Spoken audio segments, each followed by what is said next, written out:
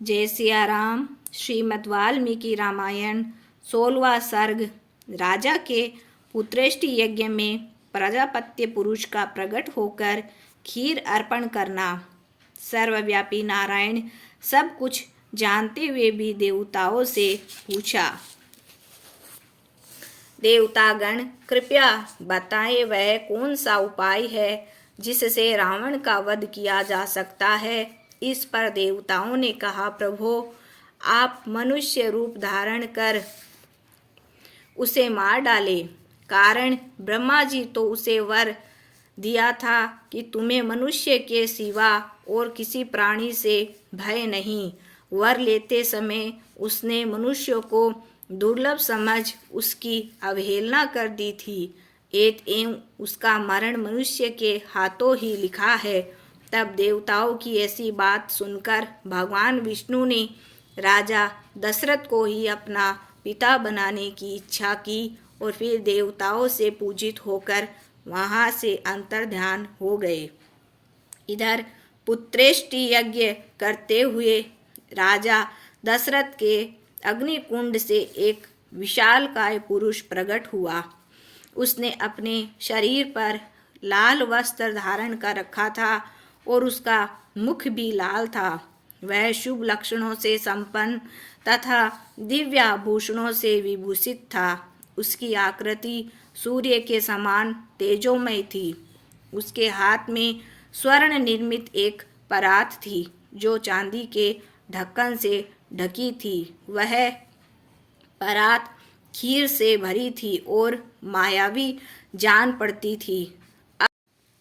अब वह दिव्य पुरुष उसे लिए हुए राजा दशरथ के सामने आकर बोला, नरेश्वर मैं प्रजापति की आज्ञा से यहाँ आया हूँ। तुमने देवताओं की आराधना की है, इसीलिए आज तुम्हें यह वस्तु प्राप्त हुई है। तुम इसे ग्रहण करो और अपनी पत्नी को खिलाओ। ऐसा करने से आपको उनके गर्भ से अनेक पुत्रों की प्राप्ति होगी। राजा दशरथ उस खीर को पाकर बड़े प्रसन्न हुए। इसके बाद वह दिव्य पुरुष भी अपना काम पूरा करके अंतर्ध्यान हो गया। तत्पश्चात राजा दशरथ उस खीर को लेकर अंतःपुर में गए और कौशल्या से बोले, यह अपने लिए पुत्र प्राप्त कराने वाली खीर ग्रहण करो। तत्पश्चात उन्होंने खीर का आधा भाग कौशल्या को दे दिया। फिर उस बची हुई खीर का आधा भाग रानी सुमित्रा को अर्पण किया। उन दोनों को देने के बाद जितनी खीर बची उसका आधा भाग उन्होंने कैकेयी को दे दी। तत्पश्चात उस खीर का जो अवशिष्ट आधा भाग था उसे कुछ सोच विचार कर राजा ने पुनः सुमित्रा को दे दिया। उस समय उस उत्तम खीर को खाकर उन तीनों रानियों ने पृथक पृथक गर्भ धारण किया। अब उन्हें गर्भवती देखकर राजा दशरथ को बड़ी प्रसन्नता हुई। उन्होंने समझ लिया कि अब मेरा मनोरथ सफल हो गया।